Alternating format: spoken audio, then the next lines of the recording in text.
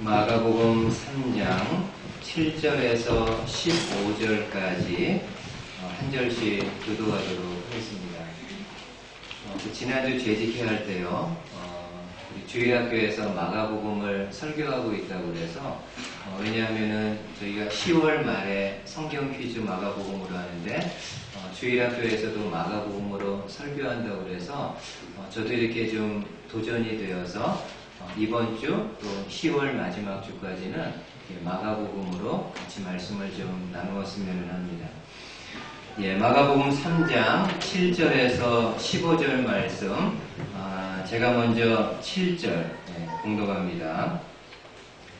예수께서 제자들과 함께 바다로 물러가시니 갈릴리에서 큰 무리가 따르며 유대와 예루살렘과 이두메와 요단강 건너편과 또 두로와 시돈 근처에서 많은 무리가 그가 하신 큰 일을 듣고 나아오는지라. 예수께서 무리가 에워싸 미는 것을 피하기 위하여 작은 배를 대기하도록 제자들에게 명하셨으니 이는 많은 사람을 고치셨으므로 병으로 고생하는 자들이 예수를 만지고자 하여 몰려왔습니다. 더러운 귀신들도 어느 때든지 예수를 보면 그 앞에 엎드려 부르짖어 이르되 당신은 하나님의 아들이니이다 하니 예수께서 자기를 나타내지 말라고 많이 경고하시니라. 우리 함께 읽겠습니다.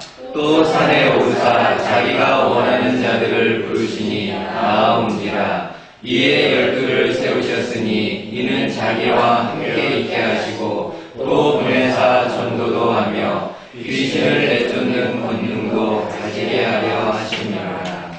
아멘. 오늘도 함께 읽은 본문의 말씀을 통해서 하나님이 주시는 귀한 말씀 함께 나누도록 하겠습니다.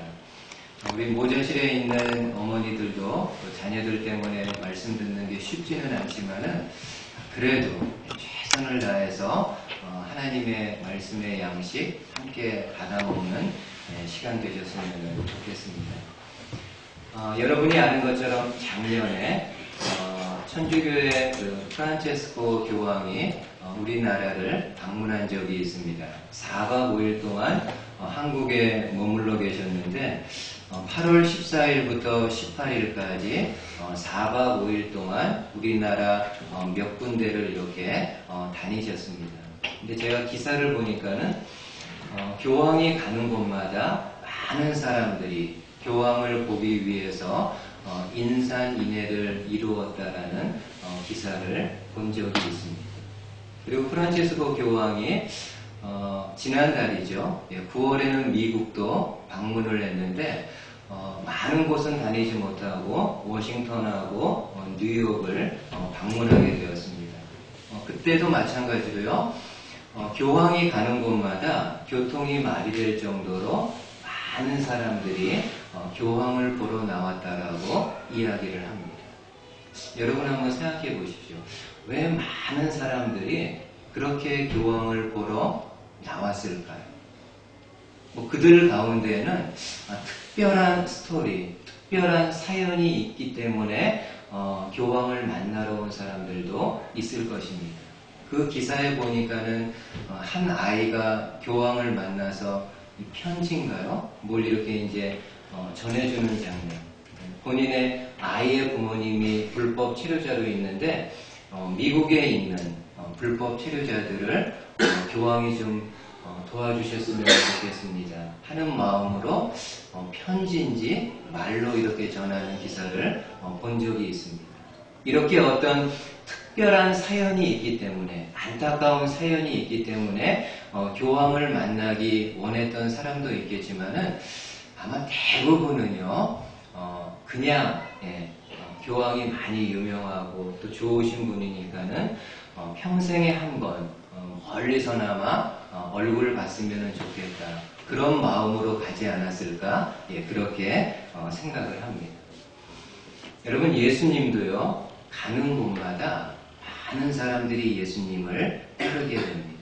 오늘 말씀에도 보니까는 예수님과 제자들이 바닷가에 가셨을 때 많은 무리가 예수님께로 모여들었다라고 이야기합니다.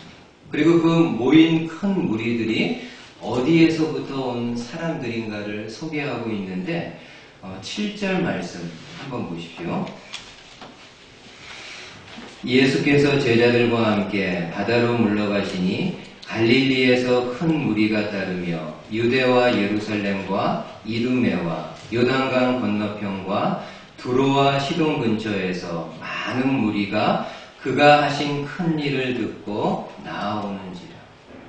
여러분, 여기 모인 큰 무리들은 어디에서 온 사람들이라고 말씀을 합니까?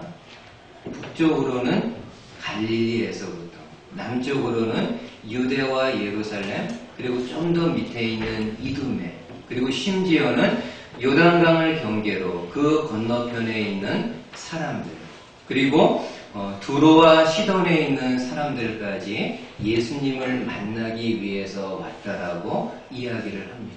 그러니까 한마디로요, 북쪽, 남쪽, 동쪽, 이 서쪽은 뭐 지중해 바다니까 올 사람이 없고, 그러니까 사방에서 많은 사람들이 예수님을 만나기 위해 몰려들었다라고 말씀을 합니다. 그런데 이들이 예수님을 만나러 온 이유는 무엇일까요? 오늘 말씀 8절 하반절에 이렇게 이야기합니다. 많은 무리가 그가 하신 큰 일을 듣고 나왔다고 말씀합니다.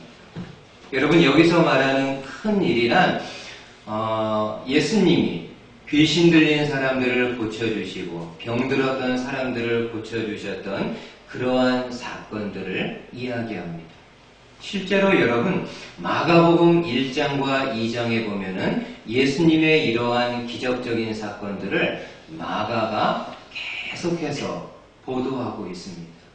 더러운 귀신들을 쫓아내신 사건, 그리고 베드로의 장모가 열병에 걸렸었는데 그 베드로의 장모를 고쳐주신 일, 나병 환자를 고쳐주신 것, 중풍병자를 고쳐주신 것, 한쪽 손이 마른 사람을 고쳐주신 것, 이런 예수님의 놀라운 일들에 대해서 계속해서 소개를 하고 있습니다. 그리고 이러한 일들로 인해 예수님이 바닷가에 가셨을 때 많은 사람들이 그 예수님을 따라왔다라고 말씀해 주고 있습니다. 여러분, 당시에 이런 기적을 기대하며 모였던 사람들의 심정은 충분히 저와 여러분들이 공감할 수 있습니다. 그 당시 의학 수준을 한번 생각해 보십시오. 별다른 의학이라는 게 없었겠죠.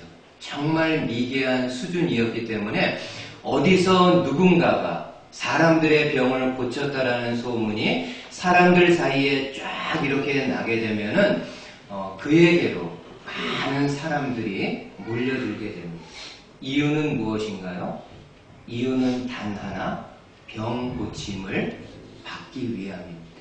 본인이 가지고 있는 어떤 문제를 해결받기 위해서 예수님에게 몰려들었음을 알 수가 있습니다. 그러면 성도 여러분, 한번 생각해 보십시오. 과연 저와 여러분들은 예수님을 믿고 따르는 이유가 무엇일까? 한번 생각해 보셨나요? 지금 이렇게 여러분들이 나와서 예배하고 입으로는 예수님을 믿는다라고 고백하고 있는데 정말 마음으로 내가 예수님을 믿고 따르는 이유가 어떤 거지? 여러분, 자칫하면은요, 저와 여러분들이 별다른 생각 없이 예수님을 믿고 따를 수 있습니다. 그냥 어릴 때부터 식구들이, 온 가족들이 함께 교회를 다녔기 때문에 지금도 교회를 다니고 있다. 친구 따라 강남 간다고 친구나 아는 사람들의 소개로 교회를 다녔기 때문에 지금도 교회를 다니고 있다. 아니면 혹시 이런 마음은 아니신가요? 예수님을 믿는 이유가 잘 살기 위해서. 좀 가난하게 살고 있는데 하나님이 그냥 하늘 창고 확 열어서 우리 가정에 그냥 물질을 쏟아부어 주셔서 잘 살기 위해서, 혹은 내가 하는 일 형통하기 위해서, 혹은 내게 있는 이 자녀들 어디에서 어떠한 삶을 살든지 이 자녀들이 잘 되기를 원하는 마음으로 예수님을 믿고 있지는 않은지. 여러분, 만약 저와 여러분들이 그런 마음이라고 한다면은 우리가 예수님을 믿는 것이 다른 우상을 믿으면서요, 기복적으로 신앙생활하는 것과 과연 어떤 차이가 있을까요? 도대체 저와 여러분들이 예수님을 믿는 이유, 예수님을 믿는 목적은 무엇일까? 가장 큰 이유는 예수님을 믿음으로 죄 사함을 받아 구원을 얻기 위함이지만은 성경은요, 또 다른 각도에서 말씀해 주시기를 저와 여러분들이 예수님을 믿는 것은 인간 본연의 본래의 모습을 회복하기 위함이라고 말씀합니다. 여러분, 사도 바울은 이 같은 사실을 고린도 후서에서요, 이렇게 증언을 해줍니다. 한번 말씀 보십시오. 고린도 후서 5장 17절. 그런즉 누구든지 그리스도 안에 있으면 새로운 피조물이라. 이전 것은 지나갔으니 보라 새 것이 되었도다. 많은 성도님들이 암송하는 그런 말씀이죠. 누구든지 그리스도 안에 있으면, 누구든지 예수님을 믿으면 어떤 사람이라고요? 새로운 피조물. 여러분, 여기서 말하는 새로운 피조물이란 아담이, 하나님이 처음 창조하셨던 아담이 타락하기 전에, 죄를 짓기 전에 가지고 있었던 본연의 순전한 모습, 그것을 이야기하고 바로 그것을 회복하는 것이라고 이야기를 합니다. 하나님이 아담을 지으셨을 때 순전한 사람이었는데 그가 죄를 지음으로 타락하여서 그 하나님의 형상이 많이 손상을 입게 되었는데 저와 여러분들에게도 그 손상된 하나님의 형상을 가지고 이 땅을 살아가고 있는데 누구든지 그리스도 안에 있으면, 예수 그리스도를 믿으면은 죄 사함을 받고 아담이 본래 가지고 있었던 순전한 모습을 회복해 나아가는 것이라고 말씀하고 있습니다. 그럼 여러분 생각해 보십시오. 과연 아담이 죄를 짓기 전에, 타락하기 전에 그의 모습은 어떤 모습이었을까요? 성경이 보여주지 않지만요, 충분히 우리가 짐작할 수 있습니다. 하나님을 향해서는 어떤 마음을 가졌을까요? 정말 마음으로 하나님을 사랑하는 마음. 누가 시켜서도 아니고 억지로도 아니고 정말 마음 중심으로 하나님 사랑하는 마음을 가지고 있었을 겁니다. 하나님만 사랑했을까요? 함께 더불어 살아가는 사람은 어땠을까요? 여러분, 아담이 본인의 아내인 하와를 처음 보았을 때 했던 고백이 있죠. 이는 내 뼈 중에 뼈요, 살 중에 살이다. 너무 귀하게 그 귀한 마음이 들고 아내를 사랑하는 마음을 고백하기를 이는 내 뼈 중에 뼈요, 살 중에 살이다. 그녀와 나는 한 몸이고 한 마음임을 이야기합니다. 이처럼 아담은 하나님을 마음으로 사랑할 뿐만이 아니라 그 중심으로 함께 더불어 살아가는 사람들을 사랑하는 존재였습니다. 그것뿐만인가요? 아니죠. 자연은 어떻게 했을까요? 하나님이 이 창조하신 자연을 과연 아담과 하와는 어떻게 했을까? 오늘날 저와 여러분들처럼 마구잡이로 훼손하고 마구잡이로 상처 입히면서 살아갔을까요? 그렇지 않습니다. 아담과 하와는 하나님의 명하신 말씀에 따라 자연계를 돌보고 자연계를 다스리는 그러한 삶을 살았던 사람. 오늘 저와 여러분들이 예수 그리스도를 믿는다는 것은, 그리스도 안에 있다라는 것은 바로 이러한 아담이 처음 가지고 있었던 본연의 모습을 회복해 나아가는 것이라고 말씀합니다. 과연 저와 여러분들이 지금 그런지, 내가 이렇게 예수님을 믿는다라고 생각하며 나와 있는데 정말 중심으로 하나님 사랑하고 섬기고 있는지. 내 옆에 있는 아내나 남편, 혹은 가족들, 혹은 성도들, 혹은 지역에 있는 알고 있는 사람들 정말 중심으로, 마음으로 아끼고 사랑하고 있는지, 우리들 주변에 있는 이런 자연들 마음으로 이렇게 좀 사랑해주고 조금이라도 덜 훼손받도록 내가 그렇게 신경 쓰면서 살아가고 있는지. 바라기는 저와 여러분들이 내가 예수님을 믿는 목적이 무엇인가를 다시 한번 마음속에 질문하면서 단지 영혼의 구원을 얻기 위함만이 아니라 아담이 창조시에 가지고 있었던 그 귀한 모습을 회복해 나아가는 과정임을 함께 믿음으로 고백할 수 있는 저와 여러분들 되실 수 있기를 주님의 말씀으로 축복을 드리겠습니다. 두 번째로요. 여러분, 예수님이 바닷가에 가셨을 때 많은 사람들이 모였다고 했는데 그들이 예수님을 바라보는 관점은요, 하나입니다. 오직 하나. 예수님은 병을 고치는 치유자라는 그런 관점입니다. 근데 오늘 본문에서는 예수님에 대해서 다르게 고백하는 사람들을 보게 되는데 그들은 바로 귀신 들린 사람들입니다. 이들이 예수님에 대해서 어떤 고백을 하는가 하면은 놀라운 고백을 하게 됩니다. 11절 보십시오. 더러운 귀신들도 어느 때든지 예수를 보면 그 앞에 엎드려 부르짖어 이르되 당신은 하나님의 아들이니이다 하니. 더러운 귀신들도 어느 때든지 예수를 보면 그 앞에 엎드려 부르짖어 이르되 당신은 하나님의 아들이니이다 하니.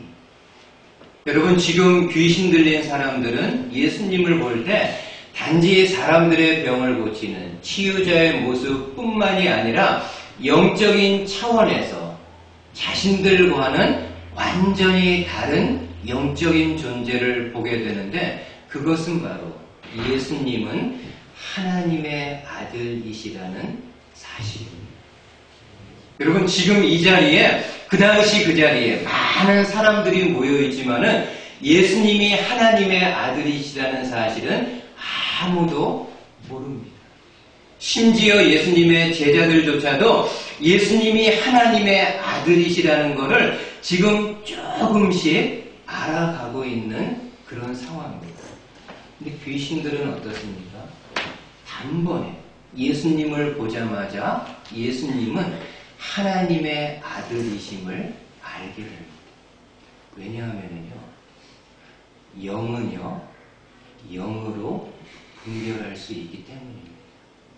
여러분, 지금 귀신들은요, 사악한 존재들이지만 영적인 존재이기에 그들이 예수 그리스도를 보게 될 때 예수님의 영적인 아이덴티티, 하나님의 아들이시라는 사실을 누구보다도 정확하게 알게 됩니다. 그래서 귀신 들린 사람들을 통해서 고백합니다. 당신은 하나님의 아들이시다. 여러분, 마찬가지로 오늘날 저와 여러분들이 예수님을 향해서 하나님의 아들이라고 고백할 수 있는 것은 우리 안에요, 성령님이 계실 때만 가능합니다. 여러분, 죄송하지만 저와 여러분들이 아무리 머리가 좋고 아무리 지식이 많고 성경에 대한 연구가 탁월하게 이루어진다 할지라도 이러한 육체적인 모습, 인간적인 모습, 의지적인 모습을 통해서는 예수님이 하나님의 아들이라고 고백할 수 없습니다. 그러나 저와 여러분들의 마음속에 성령님이 계셔서 이 성령님을 통해서 우리의 마음이 조명을 받고 우리가 말씀을 볼 때 성령님의 가르치시고 깨우치심과 조명이 있을 때 그 성령님으로 인해서 고백합니다. 예수님은 하나님의 아들이시라고. 오늘 저와 여러분들이 예수님을 하나님의 아들로 고백하고 있습니까? 그냥 입술의 고백이 아니고요, 정말 내 마음속에 계신 성령님으로 인해서 예수님이 하나님의 아들이심을 고백하고 있는지. 혹 여러분들 가운데 입술로는 예수님 하나님의 아들이고 내 영혼의 구세주라고 고백하지만은 한 번 더 심층적인 질문을 통해서 과연 이 마음이 내 입술의 고백을 동의하고 컨펌하고 있는지를 확인해 보시기 바랍니다. 그래서 만약에 이 마음으로 아직 예수님이 하나님의 아들이심을 인정하고 고백하지 못하는 부분이 있다고 한다면은 여러분이 육체적으로요 아무리 노력해도 안 됩니다. 아무리 예배드리고 아무리 성경 공부를 열심히 한 성경의 지식을 머리에 아주 그냥 막 이렇게 주입한다 할지라도 안 됩니다. 성령님이 우리 마음에서 역사해 주셔요. 바라기는 저는 이 자리에 계신 모든 성도님들이 이 중심에 성령님을 사모하는 마음으로 성령님과 함께 동행하는 가운데 그 성령님이 증언해 주시는 예수님은 하나님의 아들이시다라는 이런 증언의 고백을 우리 마음, 우리 입술로 함께 고백할 수 있는 그런 성도님들, 그런 공동체 되기를 진심으로 축원을 드립니다. 그리고 그 다음 말씀 보니까는요, 이후에 예수님이 산에 올라가셔서 12제자를 택해서 제자로 세우는 장면이 나오게 됩니다. 여러분 오늘 말씀해 보니까는 예수님이 제자들을 세울 때 이렇게 말씀합니다. 예수님 자신이 원하는 사람들을 불렀다라고. 충분히 이해되죠. 회사에서도 여러분 사람을 하이어할 때 당연히 회사가 원하는 사람 혹은 그 CEO가 원하는 사람들 하이어하지 않겠습니까? 지금 예수님도 당신과 함께 하나님 나라의 사역을 해나갈 12제자를 뽑을 때 오늘 마가복음에서는 예수님이 원하는 사람들을 불렀다라고 이야기합니다. 근데 성도 여러분, 이게 4복음서니까는요, 이런 똑같은 제자를 택하는 내용이 다른 복음서에도 등장을 합니다. 다른 복음서에 보면은 우리 예수님이 12제자를 택할 때 그냥 택한 것이 아니라요, 심혈을 기울였음을 보여줍니다. 한번 여러분 누가복음을 통해서 보십시오. 누가복음 6장에 이렇게 이야기합니다. 이때에 예수께서 기도하시러 산으로 가사 밤이 새도록 하나님께 기도하시고 밝음에 그 제자들을 부르사 그 중에서 12를 택하여 사도라 칭하셨습니다. 여러분 예수님이 지금 산에 올라가신 이유는 쉬기 위해서, 산책하기 위해서 그런 것이 아니라 기도하기 위해 올라갔음을 알 수 있습니다. 특별히 어떤 내용을 가지고 어떤 기도 제목을 가지고 기도하셨는가 하면은 12명의 제자를 택하는 문제를 가지고 기도하셨음을 알 수 있습니다. 여러분 예수님은 이를 위해서 12명의 제자를 택하는 문제를 놓고 어떻게 기도하셨다고 말씀하나요? 밤이 새도록 기도하셨다. 밤새도록 하나님 앞에 기도한 겁니다. 하나님, 저 산 밑에 나를 따르는 큰 무리들, 또 그 중에서 또 많은 제자들이 있는데 도대체 어떤 사람들을 12명의 제자들로 택해야 될까요? 예수님이 그 12명의 제자들을 택하는 문제를 놓고 밤새도록 기도했다라고 이야기를 하고 있습니다. 여러분, 이 사람과 관련된 일은요, 정말 중요하죠. 그렇죠? 어떤 물건이라든지, 죄송하지만 어떤 동물들, 이런 거는 그렇게 중요한 문제는 아닙니다. 그러나 사람과 관련된 문제는 대단히 중요합니다. 특별히 사람을 세우는 것. 그래서 우리 김영삼 대통령 같은 경우는 인사는 만사라는 그런 말 하지 않습니까? 사람을 쓰는 거는 만 가지 일의 처음이라. 인사는 만사. 그만큼 사람을 세우는 일은 대단히 중요한 일임을 알 수 있습니다. 누구보다도 예수님 그 같은 사실을 잘 알고 있었기 때문에 12명의 제자를 세우는 문제를 앞에 두고 하나님 앞에 밤새도록 기도하셨다라고 말씀합니다. 오늘 저와 여러분들은 어떻습니까? 저는 이 말씀 보면서 개인적으로 좀 많이 찔리고 또 여러분들한테 기도 부탁을 해야 되겠다라는 마음을 가졌습니다. 여러분, 목사가 어떤 사람인가요? 목사의 직업이 무엇입니까? 목사는 사람을 상대하는 사람입니다.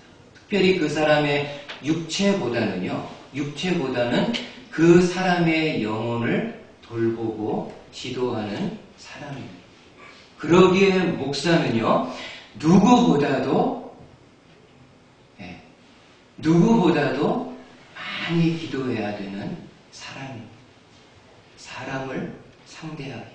그것도 그 사람의 가장 중요한 그 영혼의 문제를 지도하고 돌보는 사람이기에 가장 많이 기도해야 됩니다. 그래서 여러분들이 저를 위해서 기도해 주실 때요, 많이 기도하는 목사가 되게 해달라. 설교를 잘하는 것도 중요하고 교회 행정을 잘하는 것도 중요하고 어떤 의식을 잘 집전하는 것도 중요하지만은 소망교회 김도영 목사는 다른 거는 좀 많이 부족하다 할지라도 기도하는 것에서만큼은 많이 애쓰고 노력하는 그런 목사라. 그런 이야기를 들을 수 있도록 여러분들이 목회자인 저를 위해서 많이 기도해 주십시오. 우리 주일학교 선생님들은 어떻습니까? 우리 아이들의 영혼을 돌보고 가르치는 선생님들입니다. 그러기에 주일학교 교사들은 다른 성도들보다도요, 훨씬 더 많이 기도해 주셔야 됩니다. 한번 주일학교 선생님들 자문해 보십시오.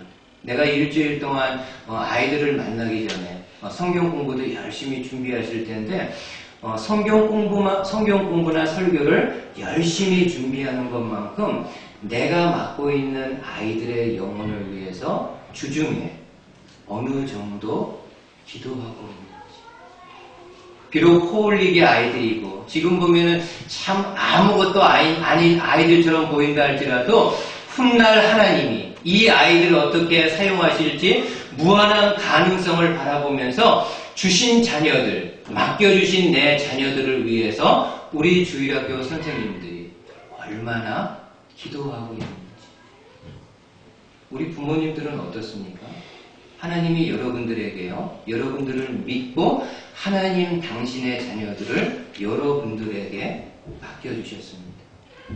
자녀를 양육하는 거 대단히 중요한 문제죠. 이 자녀를 어떻게 양육하느냐에 따라서 이 사회에 도움이 되는 사람이 될 수도 있고 이 사회에 사람들에게 장애물이 되는 사람도 될 수도 있습니다. 그러기에 가정에서 이 자녀 한 인격체를 양육하는 것은 대단히 중요한 문제입니다. 그렇다면 이 자녀를 위해서 얼만큼 부모님들 기도하고 계신가요? 돈을 버는 것, 몸의 건강을 유지하는 데는 많은 에너지를 이렇게 쏟고 계실 텐데 과연 내 자녀들이 영육간에 건강하게 바르게 자라나는 문제를 놓고는 얼마나 하나님 앞에 기도하고 계신지. 여러분, 예수님은요 12제자를 택하는 문제를 놓고 밤새도록 하나님이신데 기도 안 해도 되는데 딱 보면 아는데 전지하신 예수님이기 때문에 그 많은 무리들 중에서 누구를 제자로 택해야 될지 정말 딱 보면 아는 분인데도 불구하고 밤새도록 하나님 앞에 기도했다고 말씀합니다. 그럼 우리는 어느 정도 해야 될까요? 예수님이 그 정도로 하셨다고 한다면은 저와 여러분들은 사람을 상대하고 그 사람의 영적인 부분을 관여해야 된다고 한다면은 과연 어느 정도 기도해야 되는지.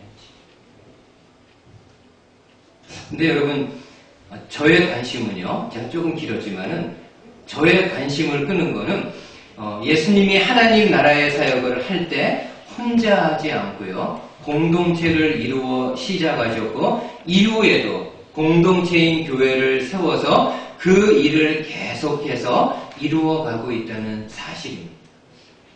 여러분, 예수님은 정말 하나님이시기 때문에 다른 사람들 도움 필요 없습니다.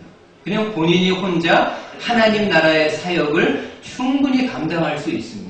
오히려 괜히 사람들 뽑아가지고 가룟 유다처럼 이렇게 본인을 힘들게 하고 본인을 죽음의 사지로 몰아넣는 그런 사람들 신경 쓰지 않고 충분히 본인이 혼자서 그 사역하실 수 있는 그런 분이십니다. 그럼에도 예수님은 하나님 나라의 사역을 할 때 12제자를 택해서 하나의 공동체로 시작하십니다. 의미가 있는 거죠. 여러분, 병명 중에요. 혹시 이런 병명 들어보셨습니까? 영어로는 NPD, 나르시시즘 인격장애란 질병이 있다고 합니다. 이 장애의 가장 큰 특징은요, 이 장애를 가지고 있는 사람은 자기 자신을 생각할 때 아주 대단한 사람으로 생각을 합니다. 그래서 마치 자기가 없으면은 내가 속해 있는 공동체가 안 굴러가는 것처럼 생각을 합니다. 조금 더 심하면은 본인이 없으면은, 본인이 일하지 않으면은 지구 자체가 움직이지 않는 것처럼 생각하는 그런 사람입니다. 여러분, 이 나르시시즘은 우리가 아는 대로 헬라신 나르스에서 온 말이죠. 이 나르스는 외모가 굉장히 준수해서 많은 여인들로부터 사랑을 받습니다. 근데 정작 본인은 어느 여인에게도 마음을 주지 않죠. 하루는 이 나르스가 연못의 물에 있는 연못의 물을 통해서 비춰진 자신의 모습을 보게 됩니다. 처음 본 건지 어떤 건지는 모르겠지만은 그 물에 비춰진 자신의 모습을 볼 때 너무 황홀하고 그 모습에 빠져들어가서 결국에는 그 물속에 죽는다라는 그런 이야기입니다. 여러분, 예수님은 하나님의 아들이시기에, 모든 것을 소유하신 하나님의 아들이시기에 이 땅에서 사역을 할 때 이런 나르시시즘에 빠질 수 있습니다. 나 혼자서 충분히 하나님 나라의 사역을 할 수 있고 어느 누구의 도움도 받지 아니하고 충분히 하나님의 구원의 역사를 이루어 갈 수 있다라고 생각할 수 있는 그런 분입니다. 그럼에도 예수님은요, 혼자 일하지 않고요, 12명을 세워서 공동체를 통해서 함께 더불어 일하셨습니다. 그리고 지금도 공동체인 교회들을 통해서 하나님의 구원의 역사, 성도들의 신앙의 증진을 계속해서 이루어가고 있는 상황입니다. 여러분, 마지막으로 한번 생각해 보십시오. 여러분이 교회를 생각할 때 좀 어떤 생각이 드시나요? 교회 공동체, 이 공동체 안에 있는 성도들을 생각할 때 어떤 생각이 드시나요? 혹시 여러분들 가운데 만에 하나 이런 마음이 없기를 원하지만 이런 마음 가지고 계신 분 있을 수 있습니다. 이 교회는 내가 없으면 안 된다. 이 교회는 내가 일하지 않으면 안 굴러간다. 이 교회는 내가 섬기지 않으면 열악해진다. 혹시 그런 마음 가지고 계신 분 있으신가요?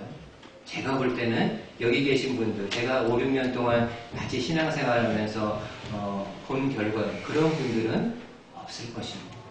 만약에 그러한 사람이 있다고 한다면요, 이 공동체는요, 공동체로서의 역할을 감당할 수 없습니다.